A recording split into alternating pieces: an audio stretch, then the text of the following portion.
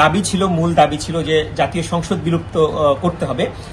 আমরা জানতে পেরেছি, এখনই আমরা জানতে পেরেছি যে মহামান্য রাষ্ট্রপতি তাদের সেই দাবিটি পূরণ করেছেন। আপনাদের জানাতে চাই যে জাতীয় সংসদ বিলুপ্ত করেছেন রাষ্ট্রপতি মোহাম্মদ শাহাবুদ্দিন। তিনি 3 বাহিনীর প্রধান, বিভিন্ন রাজনৈতিক দলের নেতৃবৃন্দ, সুশীল সমাজের প্রতিনিধি ও বৈষম্য বিরোধী ছাত্র আন্দোলনের নেতৃবৃন্দর সাথে বৈঠকের পরিপ্রেক্ষিতে এই সিদ্ধান্ত নিয়েছেন।